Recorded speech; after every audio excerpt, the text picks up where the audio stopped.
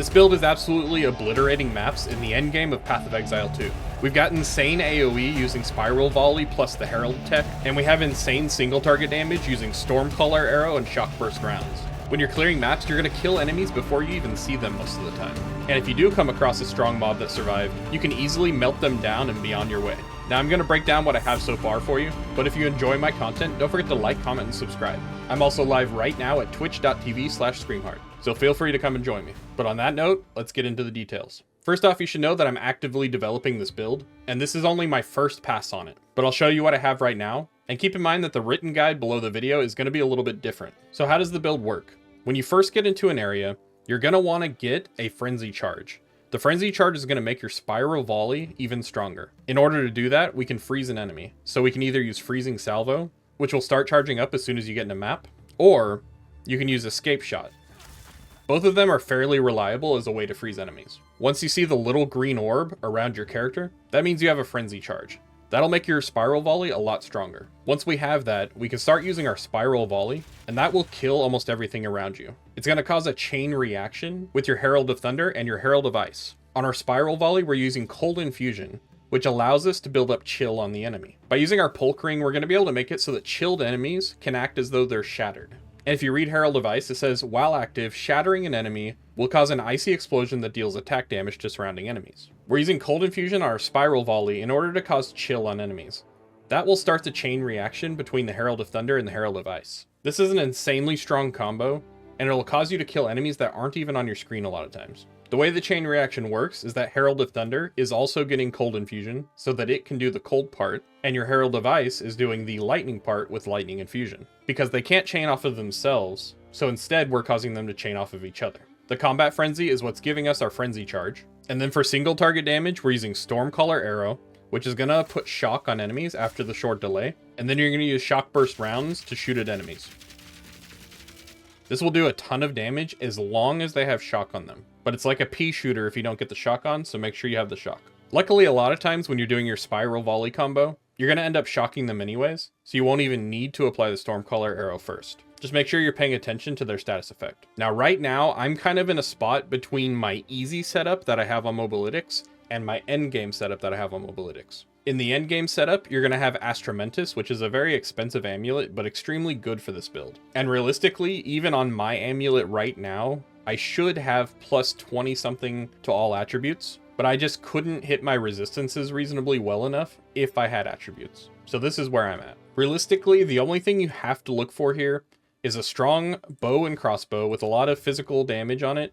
And if it happens to have cold or lightning damage, those are also decent. You're going to need to get yourself the Pulk Ring, and I'm going to keep calling it that because I cannot pronounce the full name. If you don't have Hand of Wisdom, it's okay, because without this, you can get extra levels to your projectile skills, which will make up for some of the damage loss. Not to mention, you're going to have a way easier time hitting your resists. In an optimized version of this build, you would go for a chest piece that has plus to attributes, but mine is plus to max health and global defenses instead. For your Ascendancy, you're going to want to hit Gem Studded first, because this is going to make it a lot easier to get that combo going. Once you have Gem Studded, then you're going to try and go for Enhanced Effectiveness. This will be especially important once you start stacking your attributes even more. In fact, right now, this is kind of a waste for me. I should probably just put it in Crystalline Potential. But I'm probably going to do my trial soon, so I'll decide if I want to mess with that or not. For the skill tree, we're focusing on a few different things.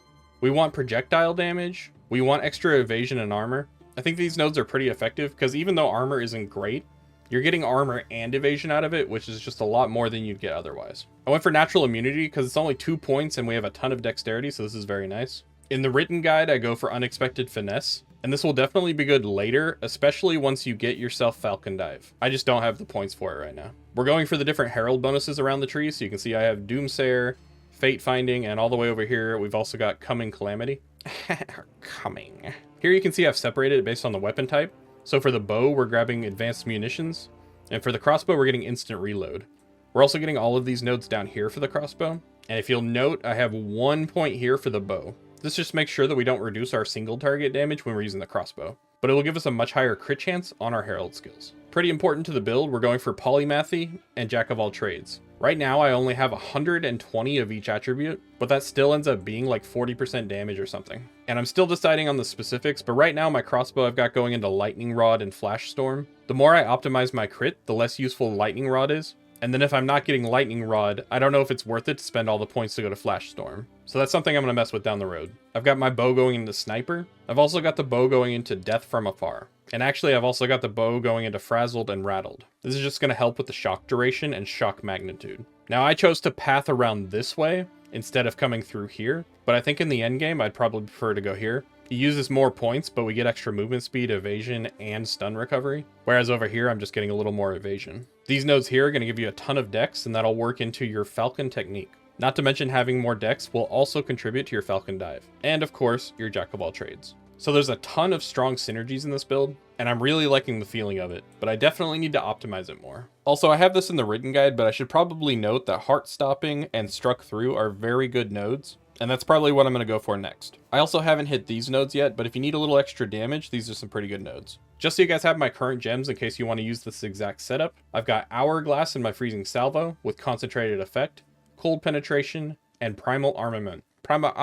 In Spiral Volley, I've got Cold Infusion, Perpetual Charge, Primal Armament, and Glaciation. In Herald of Thunder, I've got Cold Infusion, Cold Penetration, Glaciation, and Ice Bite. In my Herald of Ice, I've got Lightning Infusion, Lightning Penetration, Conduction, Innervate, and Magnified Effect. If you don't have a 5-socket gem, make sure you move the Magnified Effect down, and you can probably get away without the Lightning Penetration or the Innervate. On Combat Frenzy, I'm using Profusion, and if you have the excess Spirit, feel free to use Vitality and Cannibalism. I do have Barrage set up here, but it doesn't really work well with any of the abilities I currently have. It's just kind of like an extra buff. But in Barrage, I've got Perpetual Charge, Premeditation, Ingenuity, and Mobility. In my Escape Shot, I've got Deep Freeze, Martial Tempo, Holy Descent, and Frost Nexus. In my Shockburst Rounds, I've got Martial Tempo, Concentrated Effect, Fresh Clip, and Lightning Infusion. For my Stormcaller Arrow, I've got Lasting Shock, Conduction, Fast Forward, and Lightning Exposure. And then I'm currently using Grim Feast,